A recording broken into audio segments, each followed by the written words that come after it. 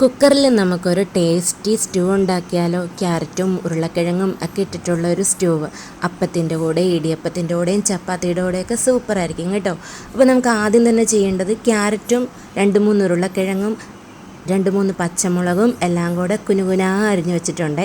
ഇനി നമുക്ക് തേങ്ങാപ്പാലാണ് വേണ്ടത്. 1-ാം പാലും വേണം, 2-ാം പാലും വേണം. അതുമൊക്കെ എടുത്ത് വെച്ചതിന് ശേഷം കുക്കർ അടുപ്പത്ത് വെച്ചു.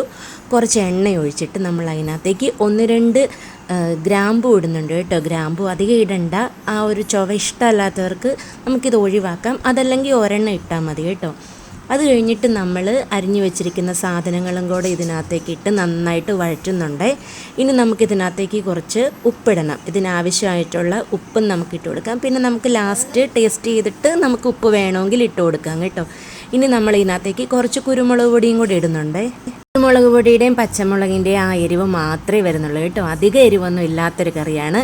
പിന്നെ നമുക്ക് വെള്ളം ഒഴിച്ച് വേവിക്കുന്നതിന് പകരം നമുക്ക് 2-ാം പാൽ ഒഴിച്ച് വേവിക്കാവേ. അങ്ങനെ 2-ാം പാലും കൂടി ഇതിനകത്തേക്ക് ഒഴിച്ചിട്ട് ഒന്ന് ഇളക്കിയിട്ട് നമുക്ക് കുക്കർ അടച്ച് വെച്ച് വേവിക്കാം. ഞാൻ വീണ്ടും പറയുവാണ്, ഗ്രാമ്പു ചോയ്സാണ് കേട്ടോ. അതിൻ്റെ ചുവ ഇഷ്ടമില്ലെങ്കിൽ ചേർക്കാതിരിക്കുന്നതായിരിക്കും നല്ലത്.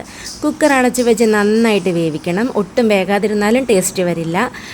നന്നായിട്ട് വെന്തിട്ടുണ്ട്. ഇനി നമുക്കിതിനകത്തേക്ക് കുറച്ച് കറിവേപ്പില ഇട്ട് കൊടുക്കണം. വേവാൻ വെക്കുമ്പം നമ്മൾ കറിവേപ്പില ഇടത്തില്ല. ഇതെല്ലാം വെന്ത് കഴിഞ്ഞിട്ട് കറിവേപ്പില ഇട്ടിട്ട് ജസ്റ്റ് ഒന്ന് തിളപ്പിക്കും കേട്ടോ. തിളച്ചിങ്ങനെ വന്ന് കഴിയുമ്പോഴത്തേന് വേണം നമുക്ക് 1-ാം പാൽ ഒഴിച്ചു കൊടുക്കാൻ. ഇതിങ്ങനെ എല്ലാം വെന്ത് കഴിയുമ്പം ആ കറിവേപ്പില ഇടുമ്പോഴത്തേനാണ് നല്ലൊരു മണം വരുന്നത് കേട്ടോ. ജസ്റ്റ് തിളച്ച് വരുമ്പോൾ തന്നെ നമ്മൾ ഫ്ലെയിം ഓഫ് ചെയ്തിട്ട് 1-ാം പാലും കൂടെ ഒഴിച്ചു കൊടുക്കും. പിന്നെ എല്ലാവർക്കും അറിയാമല്ലോ, പിന്നിട്ട് ചൂടാക്കേണ്ട ആവശ്യമില്ല. നമ്മൾ ഫ്ലെയിം ഓഫ് ചെയ്യും. അപ്പോൾ നമ്മുടെ ടേസ്റ്റി ആയിട്ടുള്ള കറി റെഡി ആയിട്ടുണ്ട് കേട്ടോ. എല്ലാത്തിൻ്റെയും കൂടെ കഴിക്കാൻ പറ്റുന്ന ഒരു നല്ലൊരു കറി. അപ്പോൾ വീഡിയോ ഇഷ്ടമായാൽ ലൈക്ക് ചെയ്യാനും ഷെയർ ചെയ്യാനും കമൻറ്റ് ചെയ്യാനൊന്നും മറക്കരുത്. മറ്റൊരു നല്ല വീഡിയോയിലൂടെ നമുക്ക് വീണ്ടും കാണാം.